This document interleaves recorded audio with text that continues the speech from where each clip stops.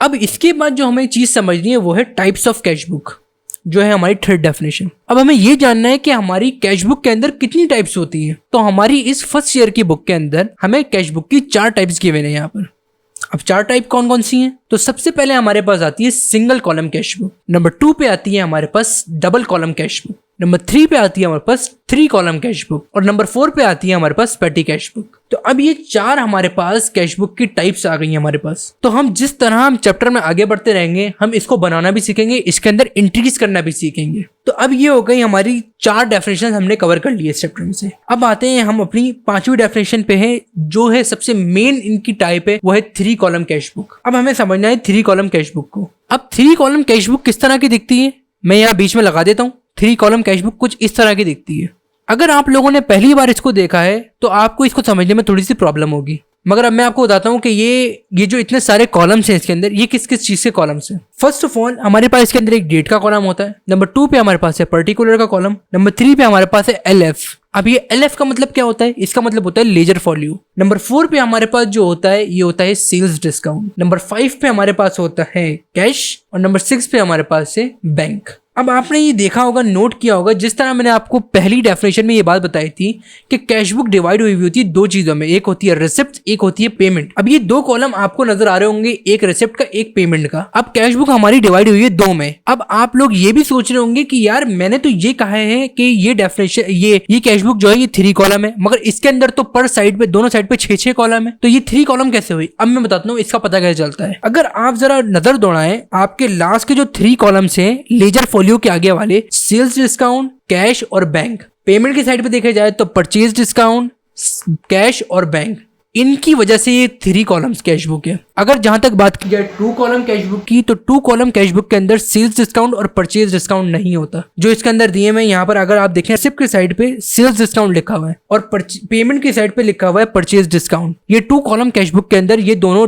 Columns नहीं होते, ये 3 कॉलम है, तो इसीलिए ये 3rd कॉलम डिस्काउंट का गिवन है यहाँ पर दोनों साइड पर, तो इसे कहते हैं 3 कॉलम कैश बुक। तो अब आपने ये समझा कि 3 कॉलम कैश बुक दिखती कैसी है, मगर अभी आपको ये नहीं पता इसके अंदर एंट्रीज कैसे करते हैं। अभी आगे हमें इसके अंदर एंट्री करना भी सिखाया जाएगा। तो अब ये आपको उड़ता उड़ता समझ आ गया कि भाई कैश बुक होती क्या है, देखती किस तरह की, कितने कॉलम्स होते हैं, और कैश बुक कैसे पता चलता है कि 2 कॉलम है या 3 कॉलम है। तो अब आगे बढ़ते हैं अपने इस चीज पर। अब उसके नीचे जो हमारे पास है वेरिफिकेशन ऑफ कैश बैलेंस। अब जहां तक बात की जाए वेरिफिकेशन ऑफ कैश बैलेंस की, तो वेरिफिकेशन ऑफ कैश बैलेंस से क्या मुराद है? मान लें कि अगर आपकी एक कंपनी है और आपके पास एक large amount of cash flow है, तो आपको एक पीरियड बेस पे अपने पास श्योरिटी के लिए ये रखना पड़ता है कि आपने कहीं घपला तो नहीं कर दिया। आपका बैलेंस जो है कैश इन हैंड जो आपके पास है, वो आपकी कैश बुक से बैलेंस है कि नहीं है, या बीच में कोई एरर तो नहीं आ गया। तो इसके लिए बैलेंसिंग की जाती है और इसकी कुछ वेरिफिकेशंस होती हैं। अब मान लें कि आपको वेरीफाई करना है कि मेरा जो बैलेंस है कैश इन हैंड जो मेरे पास है, जो मेरे पास कैश है, अपने मुझे कैश बुक के बैलेंस से वेरीफाई करना है कि बराबर है कि नहीं है। तो वो किस तरह करेंगे, उसके कुछ स्टेप्स हैं हमारे पेज नंबर 115 के ऊपर। तो कुछ स्टेप्स ये हैं हमारे पास कि नंबर 1 पे हमारे पास है balancing of cash book, number 2 पे हमारे पास है counting of physical cash, number 3 पे हमारे पास है comparing physical cash with cash book balance. अब जहां तक बात की जाए नंबर 1 पे जो है बैलेंसिंग कैश बुक, तो वो कैसे की जाती है? आप रेगुलर बेसिस पे अपनी एंट्रीज रिकॉर्ड कर रहे होंगे अगर कैश बुक के अंदर आप अपनी, तो एक ना एक पीरियड के एंड में आपके पास पूरी एक रिपोर्ट होगी आपके पास कि मैंने हर डेट पे ये ट्रांजैक्शंस की हैं मैंने। तो जब आपके पास पीरियड एंड में प्रॉफिट या लॉस आएगा, अगर आपके पास कोई एरर होगा और आप श्योर नहीं होंगे कि ये सही है क्या गलत, तो आप अपने कैश जो कैश बुक है आपकी, आप उससे बैलेंस कर सकते हैं। उसके अंदर आपको श्योरिटी हो जाएगी देख के कि मैंने कहाँ पर ट्रांजेक्शन गलत किए या फिर कहाँ पर सही करी है, तो हमें पता चल जाएगा उससे। दूसरी चीज जो है हमारे पास वो है counting of a physical cash. हम काउंटिंग करेंगे फिजिकल कैश की। मान लें कि जो आपके पास जितने आपने खर्च किया होगा पीरियड के अंदर अपने, तो आप उसकी एक फिजिकल काउंटिंग करेंगे। तो फिजिकल काउंटिंग के अंदर जो अमाउंट आ रही होगी आप उससे अपनी कैश बुक से भी कंपेयर कर सकते हैं कि मेरे पास मेरी कैश बुक के अंदर क्या कैश फ्लो है और मेरे पास फिजिकली क्या मेरे पास कैश फ्लो आ रहा है। तो ये होता है नंबर 2। नंबर 3 पे हमारे पास आता है comparing of a physical cash and cash book. मतलब अब दोनों चीजों को आपस में कंपेयर किया जा रहा है। मतलब मान लें कि आपके पास फिजिकली कैश आपके पास है 50,000 और आपका कैश बुक बैलेंस बता रहा है कि आपके पास है 48,000।